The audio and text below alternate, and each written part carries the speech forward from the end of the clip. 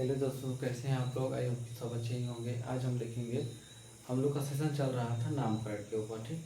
तो एक दो वीडियो नामकरण के लिए दे चुका हूं, तो एक और बनाने जा रहा हूं। उसमें आपको और अच्छी तरीके से क्लियर हो जाएगा। तो आप इसको एक बार अच्छे से देखिएगा, एक दोबारा रिवाइंड करके देखिएगा, ताकि आपको अच्छे से समझ में आ जाएगा। तो चलिए वीडियो को लेट ना करते हुए देखते हैं एग्जाम्पल की ओर। तो सबसे पहले आपको बता दो, कॉम्प्लेक्स आपका किस किस प्रकार से दिया जा सकता है। आपको मैं सीधा सा एक एग्जांपल देता हूँ। जैसे नहीं, आपको मैं डिवाइड करके बताता हूँ कि आपका कैसा कैसा कॉम्प्लेक्स आ सकता है, ठीक। तो सबसे पहले नॉर्मल कॉम्प्लेक्स क्या होता है आपका, Fe(6), ये हो गया आपका नॉर्मल कॉम्प्लेक्स, ठीक। दूसरा कॉम्प्लेक्स क्या हो गया आपका, K3Fe(6),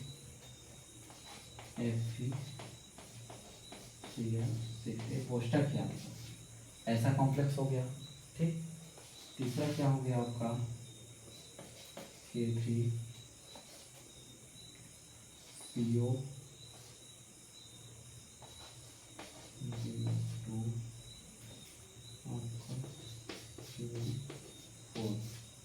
यह हो गया तीसरा कॉम्प्लेक्स। चौथा कॉम्प्लेक्स क्या हो सकता है आपका, FeCN4Cl2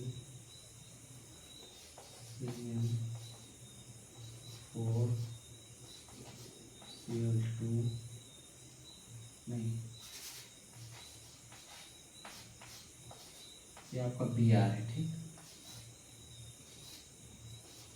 Cl3 ऐसा कॉम्प्लेक्स आपको दे सकता है, ठीक। इसमें से एक और एग्जांपल ले सकते हैं, आपका पांचवा ले सकते हैं,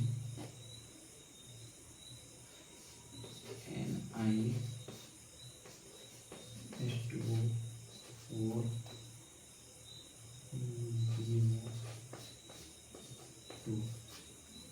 ऐसा कॉम्प्लेक्स दे सकता है आपका, ठीक। इनमें से हम नामकरण कैसे कैसे करेंगे उसको देखेंगे। तो आपको पता होगा FeCN6, इसमें पता होगा कि आपको कौन सा लिगेंड है, कौन सा सेंट्रोमीटर है, ठीक। इसके लिए आपको एक बेसिक वाला वीडियो दिया हूँ, उसको आप जाके देखिएगा, अच्छे से समझ में आ जाएगा। तो ये क्या होता है आपका लिगेंड होता है, ये क्या होता है आपका लिगेंड, ये होता है आपका केंद्रीय धातु,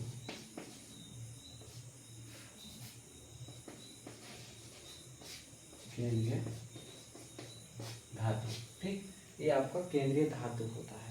तो नामकरण में क्या है इसका रोल, सबसे पहले लिगेंड का नाम लिखा जाता है। जब आपका कॉम्प्लेक्स ऐसा दिया गया हो, तो इसके लिए आपको सबसे पहले लिगेंड का नाम लिखा जाएगा। तो लिगेंड में आपको देखना होगा कि ऋणात्मक लिगेंड है या आपका उदासीन लिगेंड है। उदासीन लिगेंड जिसके ऊपर कोई चार्ज नहीं होता, ऋणात्मक लिगेंड मतलब उसके ऊपर माइनस चार्ज होगा।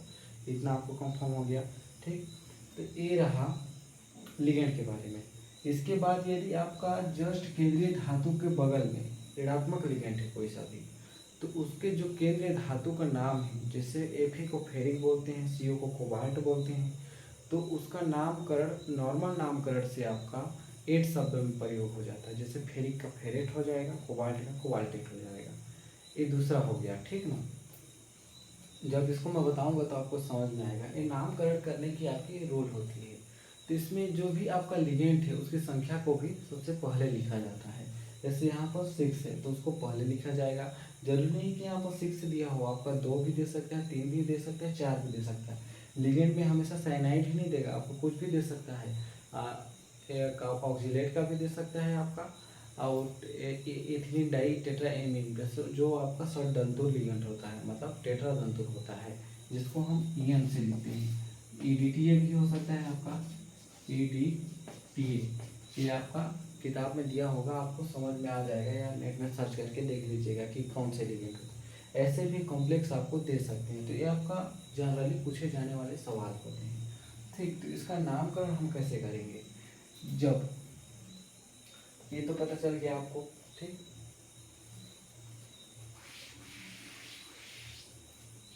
जब आपको इस टाइप का कॉम्प्लेक्स दिया हो, कौन से टाइप से, तो सबसे पहले आप किसका नामकरण करते हैं, लिगेंड का नामकरण करते हैं। लिगेंड के सामने जो भी संख्या हो उसको लिखते हैं। फिर आपका यदि ऋणात्मक लिगेंड है तो साइनाइड है तो साइनो में तब्दील करते हैं उसको, ठीक। यदि उदासीन लिगेंड है तो जैसा का तैसा लिखते हैं। जैसे H2O को एक्वा बोलते हैं तो एक्वा ही लिखेंगे, उसमें कोई चेंजेस नहीं आना चाहिए। यदि ऋणात्मक लिगेंड है तो उसमें ओ शब्द का प्रयोग लास्ट में किया जा सकता है। तो जैसे साइनाइड है तो साइनो हो गया, क्लोराइड है तो क्लोरो हो गया आपका, ब्रोमाइड है तो ब्रोमो हो गया, इस तरीके से। ठीक, तो ये क्या हो गया आपका, सबसे पहले किसका नाम लिखेंगे, जो भी नाम है तो उसको क्या बोलते हैं, हेक्सा बोलते हैं। ये हो गया आपका हेक्सा। साइनाइड ऋणात्मक लिगेंड है तो उसको क्या बोलेंगे, साइनो। ठीक, यदि उसके जस्ट पे आपका केंद्रीय धातु के जस्ट बगल में क्या है आपका, नेगेटिव ऋणात्मक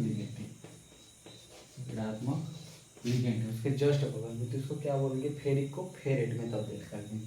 तो हो गया आपका फेरेट। इसकी ऑक्सीडेशन स्टेट आपकी नहीं दी हुई है तो आप इसको ऐसे भी लिख सकते हैं। ये नॉर्मल नामकरण करने की विधि है। आपकी ऑक्सीडेशन स्टेट जब निकालना होगा ना तो कोई ना कोई चार्ज बैलेंस करने के लिए दिया रहेगा, तो उसको लिए मैं आपको एक वीडियो बना चुका हूँ, उसको देखिएगा तो ऑक्सीडेशन स्टेट भी निकालना आपको आ जाएगा। तो ये हो गया इसका नामकरण फर्स्ट वाले का। लेकिन जब आपका कंपाउंड ऐसा दिया हो उस कंडीशन में क्या करेंगे, तो उस कंडीशन में क्या करना होता है, ये जो नाम है आपका सेम टू सेम इसके जैसे होगा, इसके नाम में कोई चेंजेस नहीं आएगा। लेकिन यहाँ पर आपका K3 दिया हुआ है, ये आपका जैसे यहाँ पर आपका इधर वाला पार्ट ये आपका समन्वय मंडल होता है, ठीक ना, जिसके अंदर आपका ऋणात्मक और केंद्रीय धातु होते हैं। तो इसके आपके इसको ऐसे समझ सकते हैं, तो इसके आपके बाएं तरफ में धनात्मक वाला भाग होता है जो S ब्लॉक से बिलोंग करते हैं, और इधर आपका ऋणात्मक वाले लिगेंड हो मतलब कंपाउंड हो सकते हैं। तो ये धनात्मक वाले भाग है। यदि धनात्मक वाला भाग आपको दिया हुआ है तो वहाँ पर इसका नामकरण पहले करेंगे। यदि इसका नामकरण यहाँ पर भी कोई कंपाउंड दिया है तो सबसे पहले इसका नामकरण करेंगे फिर इसका करेंगे, तो लाइनिंग बार से जाता है। यदि ऐसे कंपाउंड दिया हो तो पहले इसका करेंगे फिर इसका करेंगे। यदि ए नहीं दिया हुआ हो, इधर कोई कंपाउंड दिया हो, इसका एग्जाम्पल कौन सा, ए वाला है, तो इसका नामकरण पहले करेंगे फिर इसका नामकरण करेंगे, मतलब बाद में इसको लिखिएगा। ठीक, तो इसके लिए हम क्या लिखेंगे, जैसे यहाँ पर एक बात और याद करने वाली चीज़ है, यहाँ पर 3 दिया हुआ है, यहाँ पर 6 दिया हुआ है।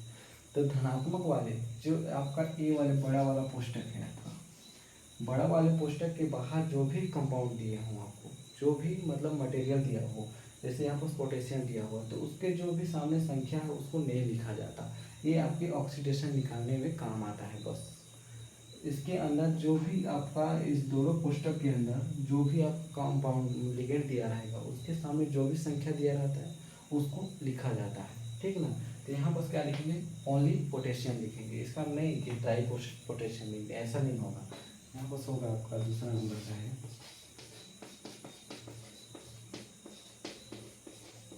पोटेशियम।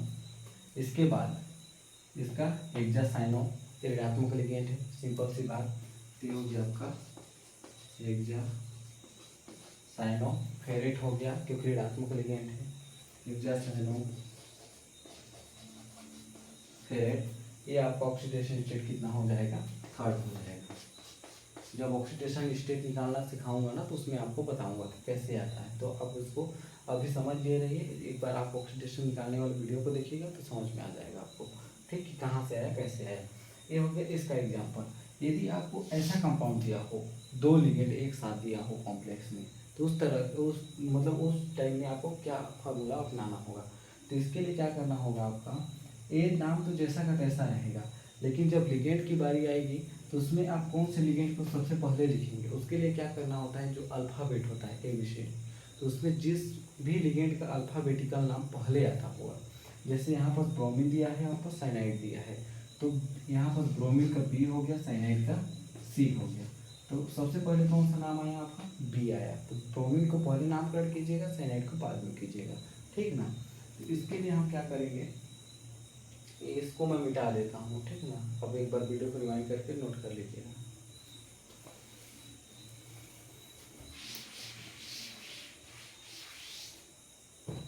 हम इसका नाम कर देते हैं, तो इसके लिए क्या करना पड़ेगा आपका, और तीसरा वाला सेम टू सेम इसी के जैसे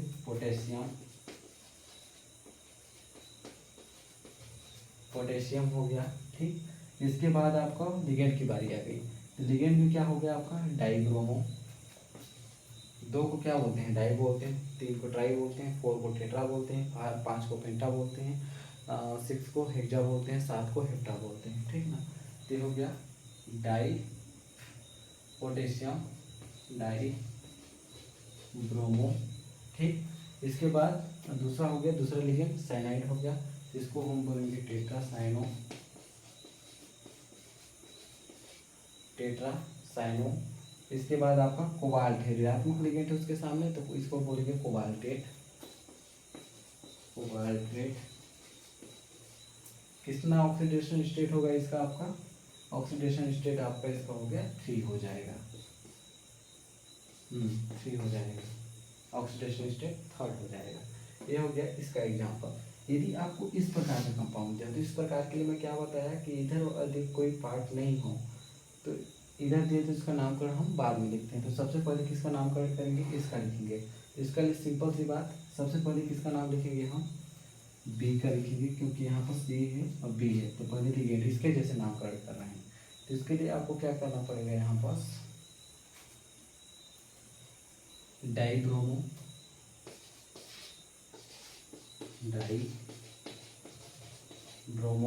फिर क्या हो गया टेट्रासाइनो,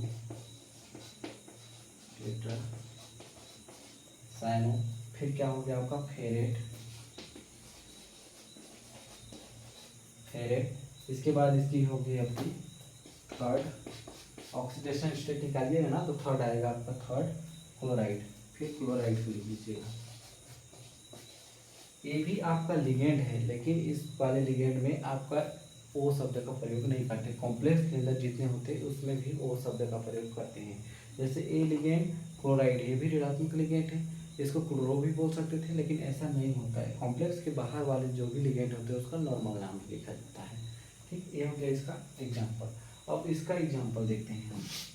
इसमें देखिएगा नॉर्मल सा कंपाउंड है, ए हो गया, तो इसमें आपका बी हो गया, बी नाम हो गया। इसमें ए हाइड्रोजन को मतलब H2O को एक्वा बोला जाता है, तो ए, तो सबसे पहले नाम का किससे करेंगे, ए का करेंगे। इसके जस्ट बगल में क्या है, निकिल है। ये क्या है आपका उदासीन लिगेंड है, जिसके ऊपर कोई चार्ज नहीं होता। ब्रोमीन के ऊपर -1 चार्ज होता है क्योंकि ऋणात्मक लिगेंड है। तो इसमें आपका निकिल निकलेट नहीं होगा, ओनली निकिल ही कहलाएगा, ठीक है ना। तो इसके लिए हम क्या लिखेंगे, हम टेट्रा एक्वा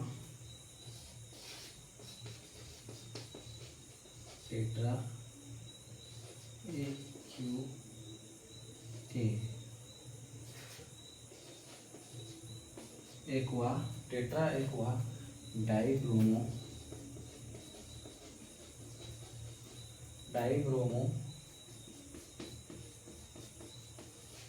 निकिल कितना हो जाएगा आपका 2 हो जाएगा, सेकेंड हो जाएगा, क्योंकि इसके ऊपर कोई चार्ज नहीं होता, 0 चार्ज होता है, इसमें -1, तो आपका 0 × 4 कीजिएगा तो कितना हो गया 0 हो गया, और -1 × 2 कीजिएगा तो -2 हो जाएगा। तो यहाँ पर माइनस को नहीं लिखा जाता, इसको लिख सकते हैं -2। ये हो गया इसकी IUPAC नामकरण करने की आसान तकनीक।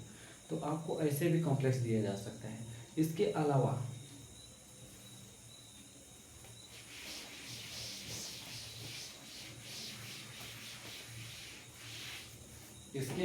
एक बात और याद रखिए, आपको ऐसा भी कंपाउंड दिया जा सकता है, एग्जाम में आपको ऐसा भी दिया जा सकता है कि इसका आप क्या बोलते हैं कॉम्प्लेक्स फॉर्मेशन कीजिए, इसका जो यौगिक रूप है मतलब आपका कॉम्प्लेक्स रूप है उसको लिखिए।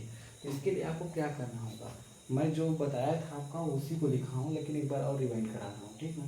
तो यहाँ पर क्या दिया हुआ है आपका पोटेशियम, तो पोटेशियम दिया हुआ है, मतलब आप समझ सकते हैं कि आपका जो भी कॉम्प्लेक्स उसके बाहर वाला हिस्सा है, यहाँ पर क्या हो गया पोटेशियम, ठीक। डाईब्रोमो दिया हुआ है, तो पहले आप क्या कीजिएगा डाईब्रोमो हो गया, ठीक ना। इसके बाद टेट्रासाइनो दिया हुआ है, तो मतलब समझ सकते हैं CN होगा टेट्रासाइनो, ठीक ना। इसके बाद आपके क्या दिया हुआ है कोबाल्टेट, तो कोबाल्ट हुआ यहाँ पर, ये हो गया इसका अंदर वाला पार्ट। यहाँ पर क्या दिया हुआ है 3rd, तो यहाँ पर क्या आएगा 3rd, आप मिलान कीजिए कर लीजिए, यही होगा 3rd। जब आप ऑक्सीडेशन निकालेंगे ना तब बताया ना कि आपको बैलेंस करना आ जाएगा, कैसे बैलेंस किया जाता है, ठीक। ये ऐसे भी आपको क्वेश्चन दिया जा सकता है, आपको ए भी दिया जा सकता है, ए भी दिया जा सकता है। ये अगर यदि ए दिया होगा तो इसका नामकरण आप ऐसे करेंगे, यदि ए दिया होगा तो आप कॉम्प्लेक्स का फॉर्मेशन ऐसे करेंगे, ठीक है ना। यदि दूसरा एग्जांपल दिया है आपका डाईब्रोमो, तो डाइब्रोमो दिया है मतलब समझ सकते हैं Br2 होगा, ऋणात्मक लिगेंड है, Br2 होगा। डाइब्रोमो टेट्रासाइनो है मतलब CN4 होगा, ठीक। इसके बाद फेरेट दिया है मतलब ये आपका Fe होगा, ठीक। इसके बाद आपका थर्ड क्लोराइड मतलब समझ सकते हैं यहाँ पर Cl3 होगा। ये हो गया इसका मतलब कॉम्प्लेक्स फॉर्मेशन। इसी प्रकार हम देखेंगे टेट्रा एक्वा बोल रहा है, एक्वा किसको बोलते हैं हम, H2O को। H2O मतलब 4 बार होगा, टेट्रा होगा। टेट्रा डाइब्रोमो है मतलब Br2 होगा, ठीक। इसके बाद आपका निकिल होगा, एनाइड होगा। ये हो गया आपका कॉम्प्लेक्स वाला पार्ट। तो ऐसे आप नामकरण कर सकते हैं, इसको आप अच्छे से समझ सकते हैं। एक बार इसका जो भी आपका जैसे कौन सा ऋणात्मक लिगेंड है, कौन सा उदासीन लिगेंड है, उसको आप एक बार किताब में देखिएगा ताकि आपको और अच्छी तरीके से समझ में आ जाएगा। तो मिलते हैं अगले नेक्स्ट वीडियो में, तब तक के लिए धन्यवाद।